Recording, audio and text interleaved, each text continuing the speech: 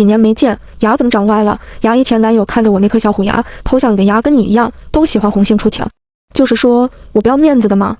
知道了妈，我一定好好表现，作为马上要奔30的有车有房、有颜值有身材的社会性大龄剩女，最终也沦落到7大姑8大姨张罗着相亲的下场。哎呦，你看看你这穿的什么乱七八糟的，看上去就不正经。果不其然，我妈对着我的紧身 T 恤和热裤从头到脚批判了一番。快把那条黄色的长裙换上。遵命，公家娘娘。半小时后，我以一身黄色碎花裙的乖乖女姿态出现在城南一家酒馆。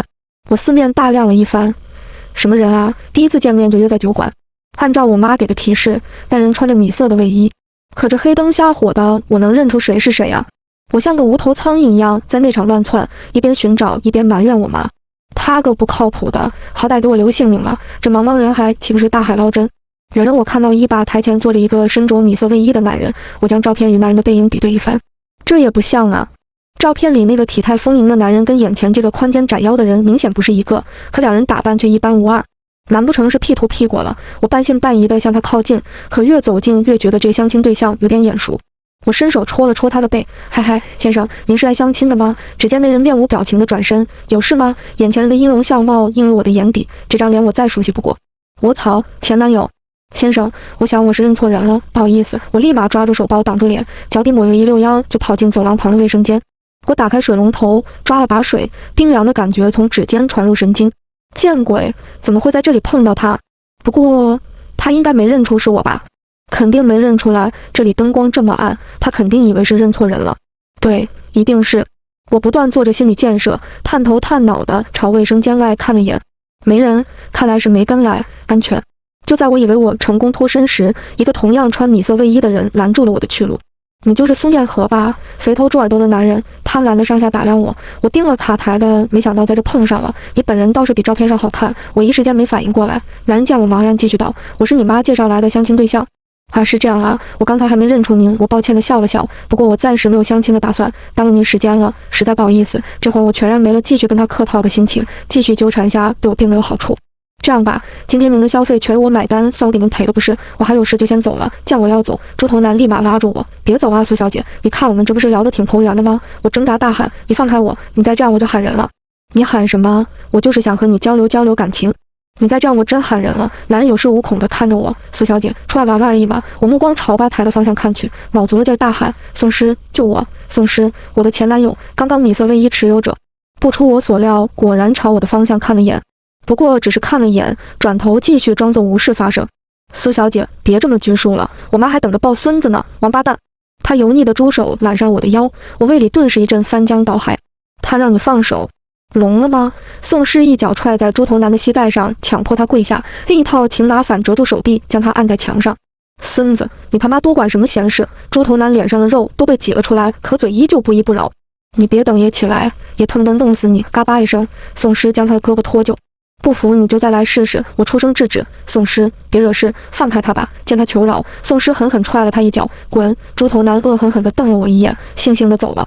离开酒馆，马路边上只剩下了我们两个，气氛瞬间尴尬了起来。我主动开口，没受伤吧？他整理了整理衣服，抬头瞄了我一眼，嘲讽道：相亲了？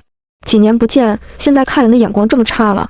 才不是！我小声嘟囔，还不是我妈。虽然我也想反驳，想解释，可面对宋诗，我总有种老师见学生的感觉，一点谎都不敢撒。不对呀，我为什么要跟他解释这么多？怎么不允许吗？马路边一条窄巷子，黑压压的。宋诗没搭理我，转身走了进去。跟上，我朝巷子里探了眼。你来这干嘛呢？他转身看了我一眼，受伤了？你过来帮我看看。我犹豫片刻，还是跟上来。可刚走没几步，便被他堵住，手段如同跟那个猪头男一样，将我按在了墙上。下一秒，宋诗铺天盖地地吻了上来。见良久，他边吻边笑，见我唇微微红肿，总算是放开了我。几年不见，牙怎么长歪了？他松开我，用指腹摸了摸唇，上面还残存着刚刚留下的水渍，晶晶亮亮的。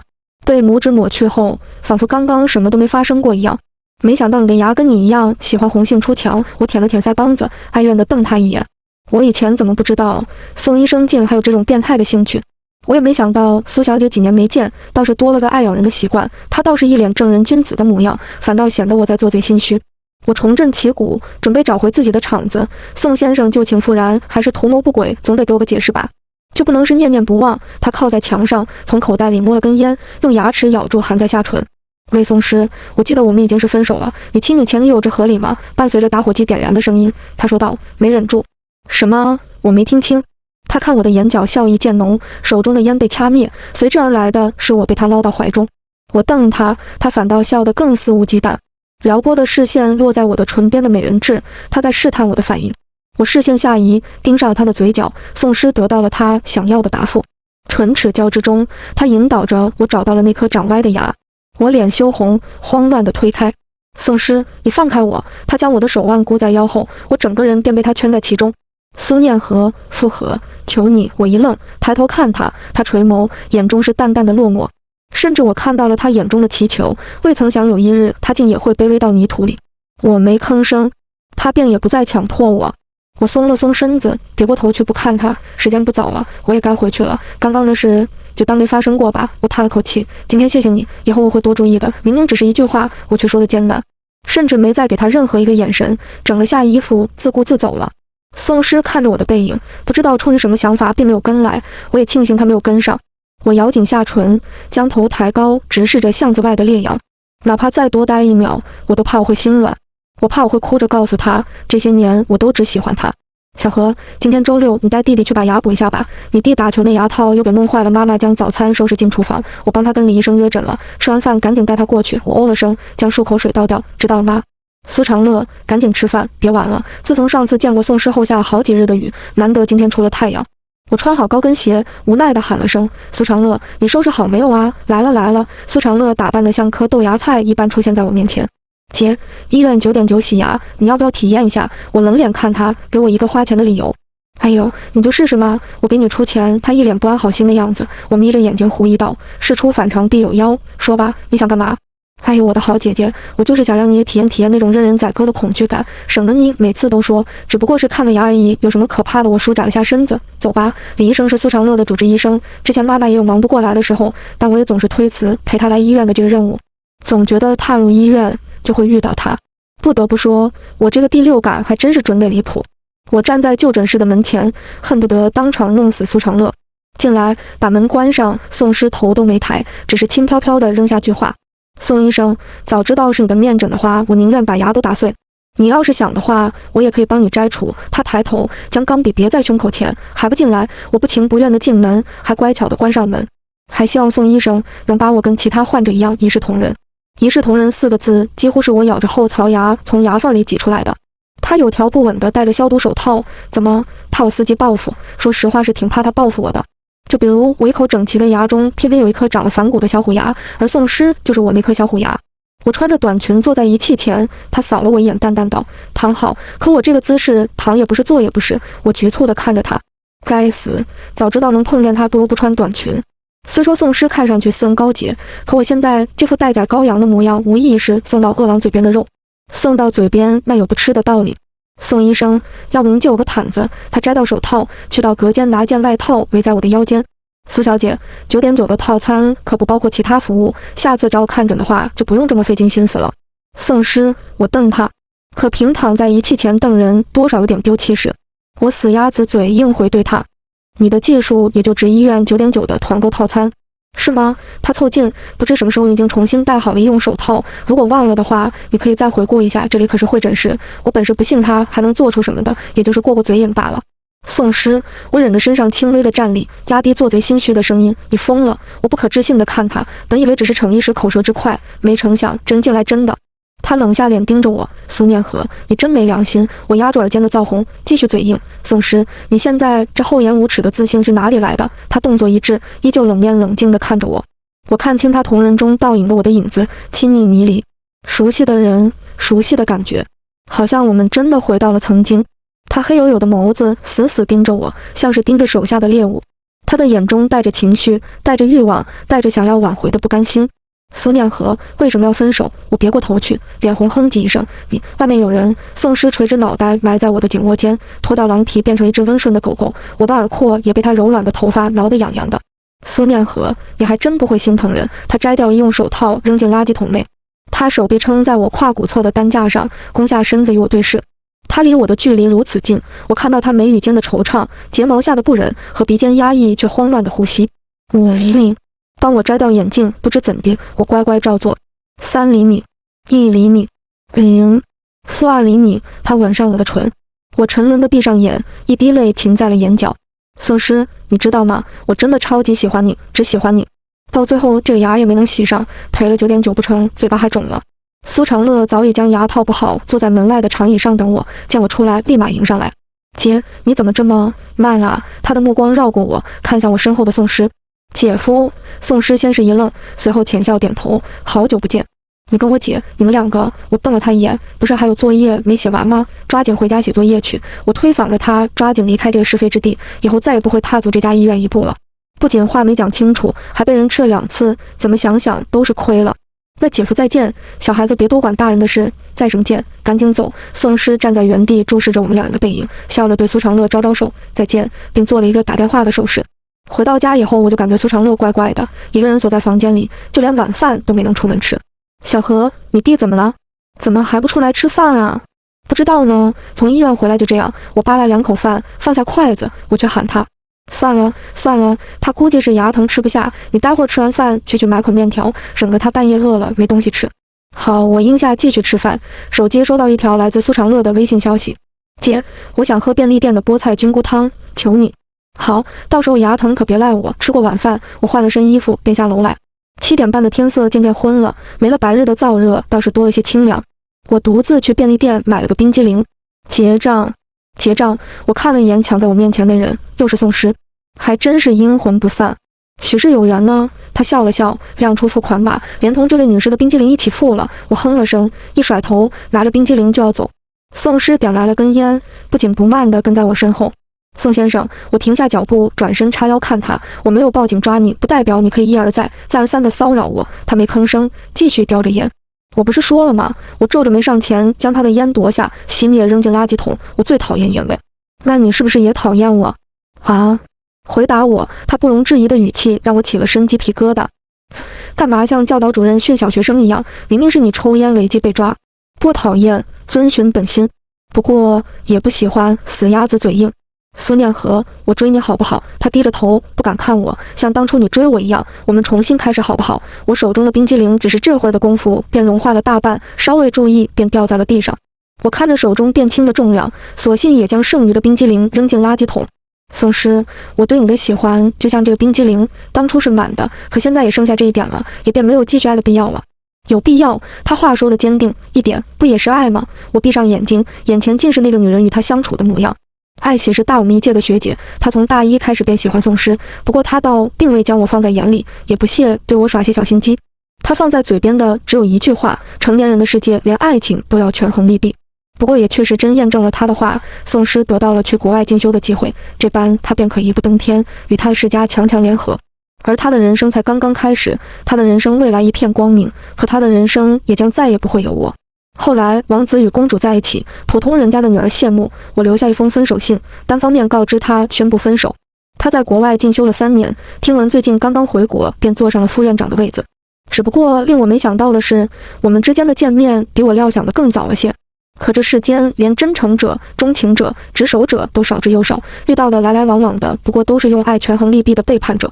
眼泪蓄满眼眶，我压住啜泣的哭意，一字一句道：宋诗，你答应过我的，只要是我想要的，你都会给我。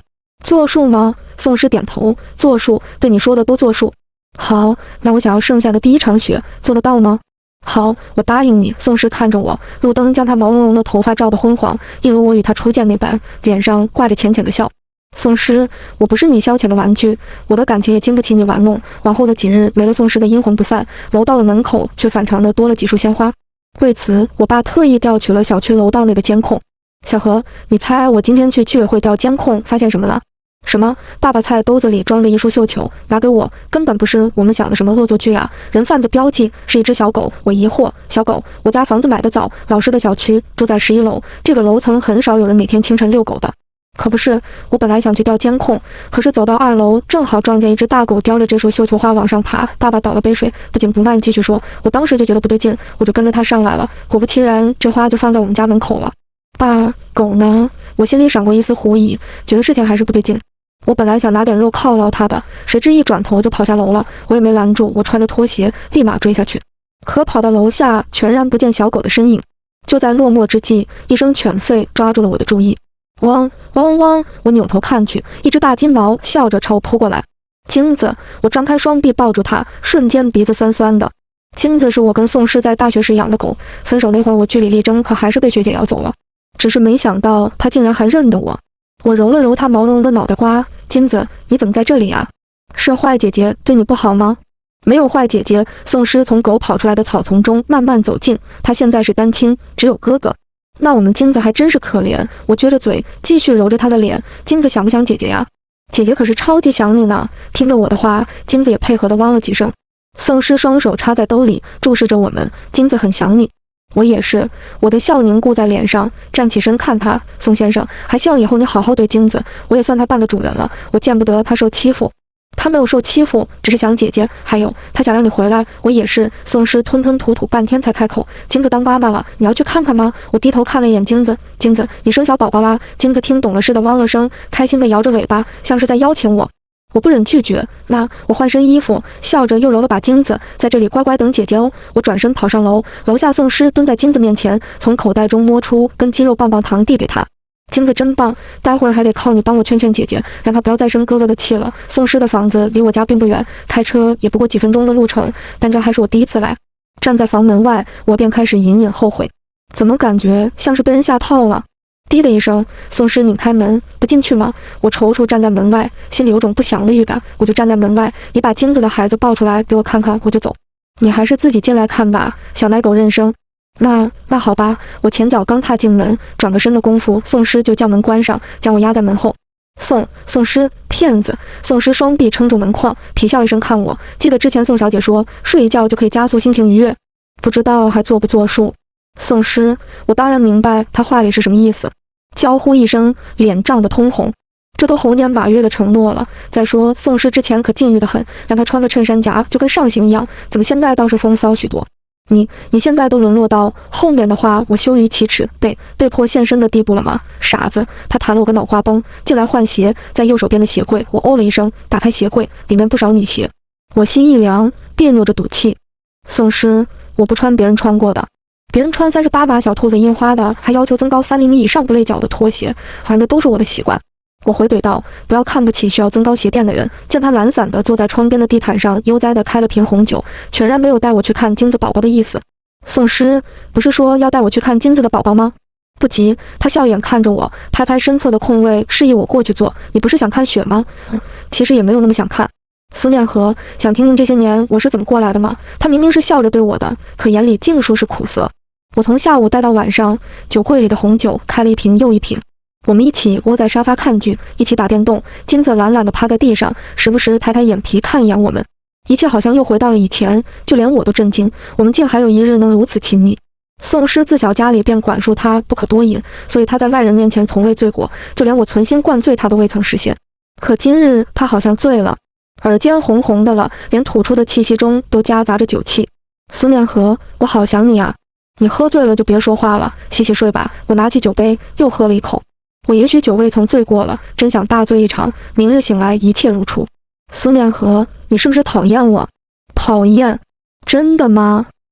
真的。他丧气地垂着头，自说自话。对啊，你早把我忘了，你现在都要去相亲了。我看他这个难受的样子，于心不忍，用胳膊推了推他。喂，你说什么呢？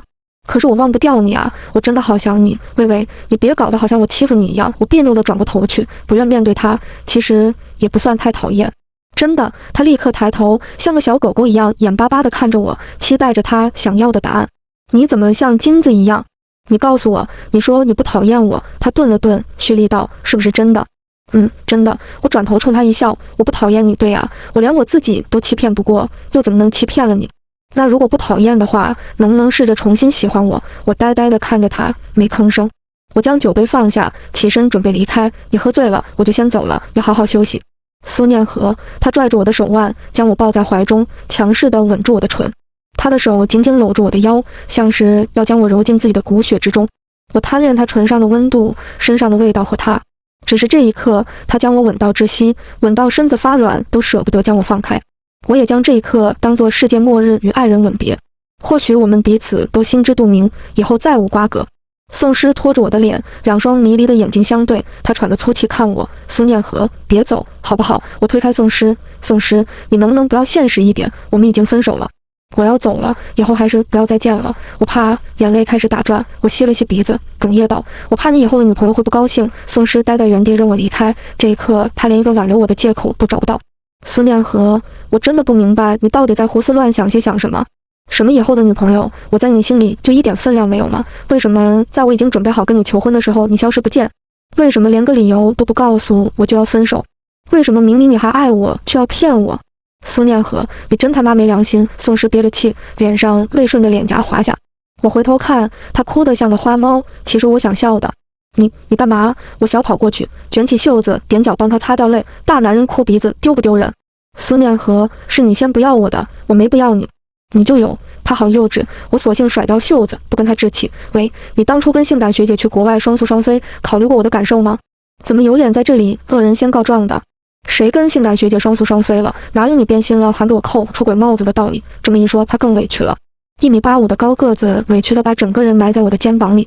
他鼻息的温度扫得我颈窝痒痒的，心也痒痒的。喂，你把我衣服都哭脏了，老子10倍赔给你。求你别走！宋诗用着哭腔说着最霸道的话，这种反差还颇为可爱。撒娇对我不管用，起来解释清楚。他将我抱得很紧，我人都快要被他提起来了。那你不走了？你的解释要是让我满意的话，就不走。真的，我被逗笑了。以前怎么没有发现这朵高岭之花喝醉后会这么幼稚？我伸手揉了揉她软软的头发，像揉金子一样。真的，起来吧。宋诗眼角还湿润着，局促地站在我面前。这次被犯了错被罚站的小学生终于换了身份，我也趾高气扬了一回，交代清楚，你跟唐韵师姐什么关系？曾经是旧识，现在是家人，为何偏偏是家人呢？他昂头看我，眼神清亮真挚。我心底腾起一个疑问，宋诗，你老实告诉我，你是不是答应了唐韵出国，条件是让她当你女朋友？宋诗摇摇头。苏念和想要回家，我也想陪她回家，她可以在家附近上班，我可以开一个医院，可是还没有实现，她就不要我了。我突然意识到什么，或许宋诗出国进修的资格根本不是与唐韵利益交换得来的，或许是我错了。我踮起脚，双手捧住宋诗的脸，她也配合地弯下腰。宋诗，你很爱苏念和，对不对？她半眯着眼睛，笑着点头。我压制住泪水，却压不住声音中的爱意。宋诗，苏念和他想告诉你，他也很爱你。我吻上他的唇。夜暗了下来，落地窗外零星地飘起了雪。我打开天气，显示夜间气温高达25摄氏度。汪！金子也发现了窗外逐渐浓密多雪花，摇着尾巴转圈。金子乖，我垂眸温柔地看着腿上睡得安静的男人。宋诗，今晚的雪景真美。那晚金子叼来了他的宝宝，两只小狗陪我赏了一晚上的雪。金子睡得正熟，突然尾巴被人拿开，他抬头看了眼我，眼皮又耷拉了下去。宋诗弯腰将我从地毯上抱起，我睡梦中一语几句，金子乖。他站在窗前看我，任由月光洒在我的脸上。苏念和，求你心软一次可真不容易。早在上次见面时，他便托人在今夜下了这场人造雪，只为道歉。宋家祖父最喜爱酒，在从医之前，甚至在英国有一家葡萄酒庄园，而他宋诗又怎么会醉倒在他面前？只不过是他在赌我会心软，可他没有错，错的是我。宋诗从床边的柜子里取出一个蓝丝绒的方盒子，打开是一枚10克拉雪花状的全北方钻。他小心地蹲在床边，用戒圈抵量着我的手指，默然笑了，好像长胖了。那天之后，我们两个好像陷入了恋爱前的暧昧氛围，心照不宣地将之前的事情翻篇。金子一如既往的每日都被主人压榨过来给我送花，只不过现在偷懒送到楼下。金子，今天哥哥又欺负你了。我揉揉他的脑袋，他听懂似的汪汪2声，将口中叼着的鲜花放在我的手中。今天的鲜花是白玫瑰，辛苦你了。听宋诗说，我的花都是每天金子去花店亲自挑选的，每次也只是送过来见见我便回家看孩子去了。而我也习惯性在包中放几袋狗零食以表谢意。妈，门怎么没锁呀？我刚进门便看见客厅沙发上多了一男一女，男人正是相亲时被宋诗打的那位猪头男。哟，我当时什么绝世大美女呢？就长这样啊！猪头男身边的妇女发话：爸妈，他们怎么在这儿？我爸看了我一眼，摇摇头。我妈立马出来打圆场：哎呦，你说李姐，今天过来还没吃饭吧？要不我们今天好好出去吃一顿？妇人捏着嗓子轻蔑地哼了声：出去吃就不必了吧？这外面做的饭总是不干净的，不如就你给我们娘俩做一顿吧。她的目光落在我身上。哎呦，李姐，你是不知道我家小何啊，这么大了都不会做饭。我妈又出来解围，她做的那东西，这小区的流浪狗都不吃。我妈给我使眼色，要我回屋去。我将手包往鞋柜上一扔，扫了眼沙发上的2位，又扫了眼茶几上的礼品。2位，如果是想登门道歉的话，就不用了。哎，你不说我都给忘了。夫人激动地站起来，指着我的鼻子骂：要不是你妈求我让我儿子跟你相亲，以为我能看上你个不会做饭的，成天抛头露面的，谁知道在外面鬼混什么？我刚要上前理论，被我爸拦住。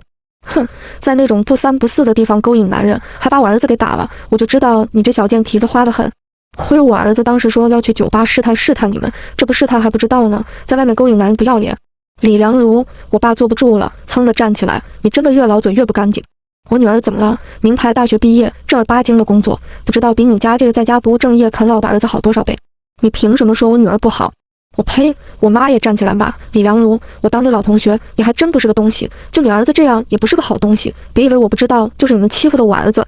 你凭什么说我妈？我好心想跟她发展感情，你女儿还找人打了我，夫人撒泼，这笔医药费你们必须出了，眼看2家就要打起来了，我立马上前拉架。我可不想跟这种人家有什么瓜葛，这种情况只要他们敢动手，我就报警。混乱之中，老妇人一巴掌扇在我脸上，场面安静了。我爸第一时间将我护在怀里，闺女没事吧？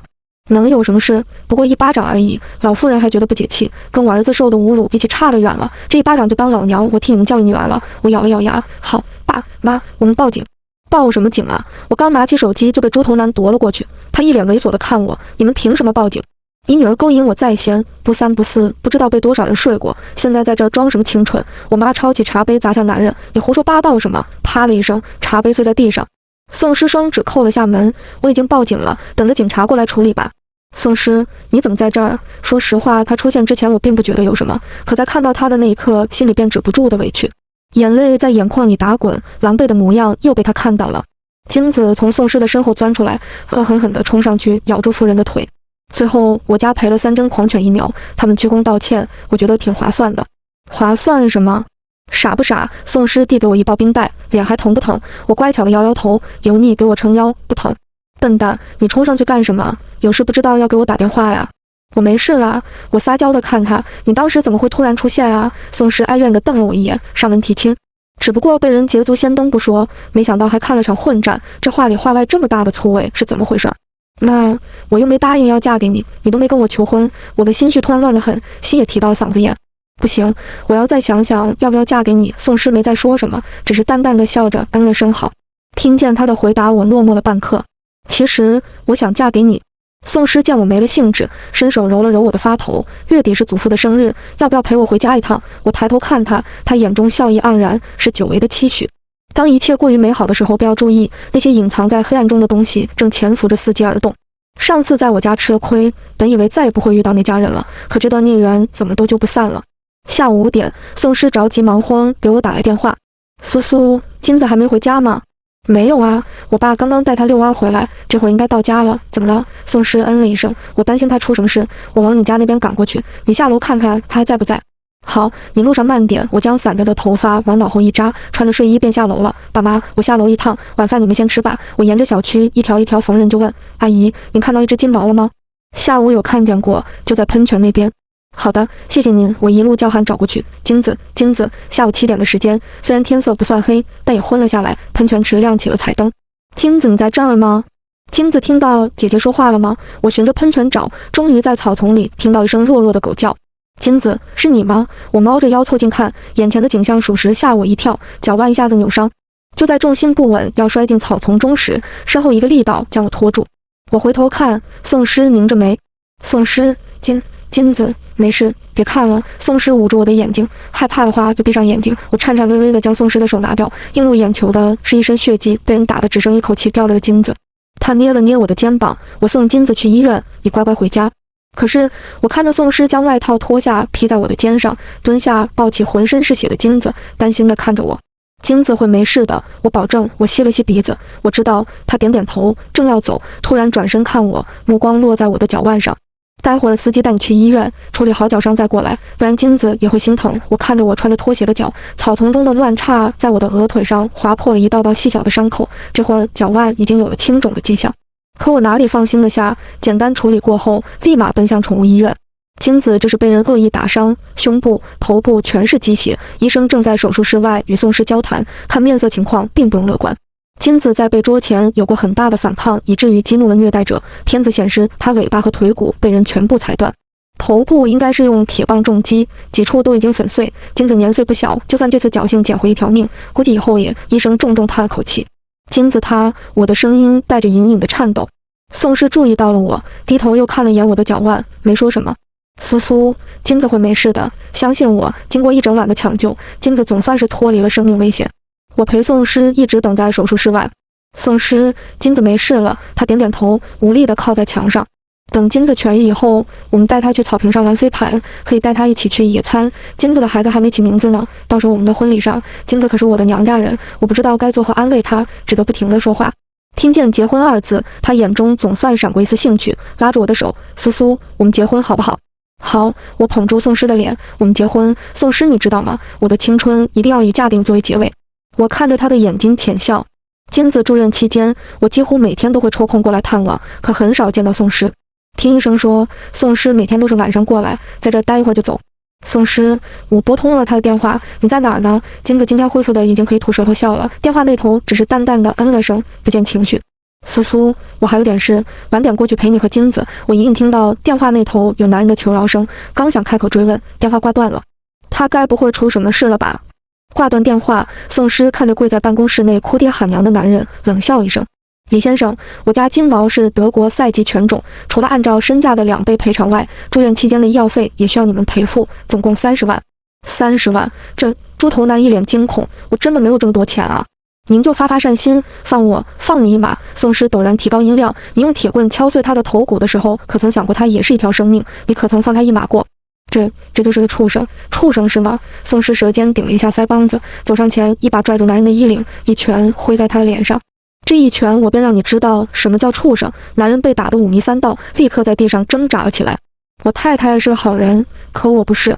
我也想碎了我太太的愿做个好人的，但你不配。又是一拳打了出去，男人肥肉横飞的脸立马肿了1倍。这一拳替我太太那日所受屈辱讨回来。助理上前拉住宋诗，他粗喘了口气，整理了下西装。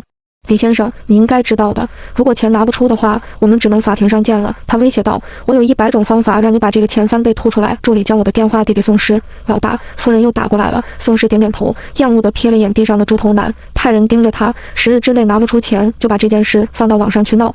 宋诗，你怎么不接我的电话呀？宋诗收起了狠戾，换了往日对我的那副宠溺。刚刚在买你喜欢的草莓蛋糕，现在要去看你和金子了。趁着宋诗祖父的生日，我们将金子送去了英国，接受进一步治疗。飞机上，我看着在我身侧闭目养神的宋诗。宋诗睡了吗？他没吭声。我伸手去戳戳他的脸，还没反应。直至手指落在他的唇上的时候，我的手腕被陡然捉住。不打算装睡了。宋诗半眯着眼睛，视线被额前的碎发遮住，笑得蛊惑人心。干嘛？想偷亲我？我撅嘴，想要将手缩回去，可某人死死拽着。才没有，别自作多情了。他一吻落在我的手背上，被某人吵醒了，睡不着了。我嘚瑟看他，那我可要睡觉喽。时间还长，宋诗眼波流转，勾引地朝我笑着。我们要不做点其他的事？妈的，美色误事！我只是迟疑沉醉半刻，便被某人钻了空子。宋诗单手将我扛在肩上，给舱门外的助理使了个眼色。助理干咳一声，识趣地关上门。宋诗，我惊呼一声，对上他得逞的偷笑。苏念和，上次你睡在我家的时候，我就想这么做了。我后知后觉，你上次该不会是在装醉吧？是你太不小心了。宋诗看我的眼神带着欲望。苏念和，我好想你。模糊中，我听到耳边是风声，是水的声，是他的声音。苏念和，不要离开我。我意识模糊，迷迷糊糊中嗯了声。宋诗满意地亲了亲我的额头。他好像格外喜欢吻我，像是在欣赏失而复得的宝贝。尤其在现在这种情况下，飞机什么时候落地我都不知道。等再醒来时，已经是在庄园的房间内了。我贪恋地贴在床上哼唧了几声，好舒服哦。醒了，身边男性的声音让我立马从床上坐起，身上的清凉让我立刻缩进被子中。我丢死人了！我涨红了脸，躲在被子里不肯出来。害羞什么？他拍拍我，昨晚又不是没见过。你别说话！我气嘟嘟地从被子中露出了脑袋。他宠溺地捏捏我的脸，准备起床洗漱一下。晚上是祖父的生日晚宴上，我穿了一条宋诗亲自挑选的黑粉色礼裙，配的是宋诗祖母前日送来的粉钻项链。祖父好！我跟随宋诗上前祝贺。祝您生辰快乐，万寿无疆。宋祖父笑着点点头，冲我身后招招手。孩子，有个人想见你。我转身看，一个端庄优雅的老妇人笑着朝我走来。老师，夫人，你们聊，我先带小诗过去招呼。宋祖母点点头，拉着我的手找了个安静点的位置。老师，没想到您就是宋诗的祖母啊！宋祖母疼爱地拍拍我的手，小何，亏你还记得老师我。当初宋诗这小子喜欢逃我的课，还多亏了我的课代表你。缘分有的时候就是这样巧妙，你永远不知道下一刻会遇到什么人，发生什么事。这条项链还喜欢吗？喜欢。我看了眼项链，就是太贵重了，我不能收。收下吧，这是老师送给久别重逢的学生的礼物。宋祖母将手腕上玻璃中翡翠的镯子摘下戴在我的手腕上。小何，这是我们家传家的东西，送给你也算我们对小诗有个交代。老师，这我更不能要了，您送我的这套项链已经够贵重了。宋祖母替我整理耳鬓的碎发，傻孩子，刚刚那是礼物，这才是心意。这本应是小诗的母亲送你的，不过祖母送给孙媳妇的，这表明我们宋家的对你的态度。收下吧。我怔怔地看着腕上的镯子，点点头。脑子里一瞬间恍惚恍神，总觉得还有什么事情没有结束，也不应该就这样结束。会场内，宋诗忙着应酬来宾，他不允许我饮酒，我便自己在甜品区逛。苏念和、唐韵端了一小碟甜品走来，还真是你，我礼貌点头。学姐，好久不见。确实好久不见了。他想了想，自从你跟宋诗分开后，这也有4、5年了吧？没想到你们现在重新在一起了。缘分还真是奇妙。他抿了口蛋糕。学姐，我想问你个问题。我认真严肃地看着他，当初宋诗并没有跟你做交易吧？他手中拿着的叉子一掷，大方地笑着看着我。苏念和，我承认你赢了。我当初确实跟宋诗有过谈判，不过他当初选择了你，现在也一样。他将蛋糕碟放在桌上，是你告诉了我，并不是所有的情爱都建立在利益之上。是你让我愿意去相信真爱。我释然地看着唐韵。可是学姐，我才输了。我高估了利益，低估爱情，自始至终，宋诗从未放弃过我，可我却放弃了他。好在这一次，我也牢牢地抓住了他的手。聊什么呢？宋诗走过来，朝着唐韵颔首。嫂子，嫂子。见我一脸的吃惊，唐韵笑着看我，以后是该跟着宋诗喊我声嫂子了，不打扰你们小情侣甜甜蜜蜜了。我先过去给祖父敬礼了。对我的疑惑和震惊，宋诗并没有给我解答，而是拿起我的手腕打量那只羊脂玉手镯。祖母将这个都送你了。他笑，那你在唐韵面前也算扬眉吐气了。他可是求了祖母好久，祖母都没舍得。我摸了摸手镯，这个很值钱吗？他点点头，表情颇有逗我之意。很值钱，你现在可是把2个亿戴在手上了。突然感觉手腕沉重了不少。在庄园的几天里，收礼收到我甚至可以自此当条咸鱼人生躺平了。只是最贵重的那个是在辛苦了一整夜后才得偿所愿。清晨，我睡在唐韵和祖母亲自采摘的粉玫瑰床上醒来。宋诗，宋诗，我迷迷糊糊中摸索着床上，没人。打了个哈欠，刚想揉眼睛，一个晶亮的东西闯入我的视线，是一枚雪花状的10克拉全美方钻。喜欢吗？宋诗端着早餐站在门口宠溺地看着我。我猜你今天醒了会饿，便下去给你拿点东西吃。喜欢。所以这个是送给我的。我像个得了老师表扬的小学生，朝他炫耀着手上的戒指。求婚戒指。我撅着小嘴装作不满，实则心里乐开了花。那既然是求婚戒指，你都没跟我求婚，这不算。他坐在我身侧，突然捏了把我腰间的痒痒肉。我人都是你的，还不算？别闹了。我们2个在床上闹了许久，闹累了，我便躺在他怀中。宋诗，我没想过有一天还能有机会成为你的夫人，现在已经是了。宋诗，你会不会对我失望？当初那么轻易地放弃了你。他吻了吻我的额头。不会，因为我从未放弃过你。宋诗起身，单膝跪在床下，认真地看着我。苏念和，嫁给我好不好？我这辈子唯一的愿望就是娶你。我看着白色床单上、地毯上、窗户上堆满的粉玫瑰，嗅着从窗子中飘进的清风，听着门外叽叽喳喳的偷听墙角的吵闹，眼前人眼角的笑意，不自觉加快的语速，伸出阴茎微颤抖的手，红透的耳根。这一切的一切都在告诉我，好。我勾住他的脖子，吻了上去。我愿意。全吻完，宋诗，你内裤要带那条啊？你喜欢哪条就带那条。那好吧，那就粉色那个。我清楚地听到卫生间正刷牙的某人被口水呛到，可我不在乎。衣柜翻找半天，上方掉出个蓝丝绒的小盒子。我疑惑地捡起打开，里面安然地躺着一枚与我无名指上一模一样的钻戒。我呆住，转身那刻看到宋诗正站在门前温柔笑着。娶你是从我爱你开始便认定的事情，苏念和，我比你想象的更要爱你。好在这辈子总算得偿所愿，没有错过。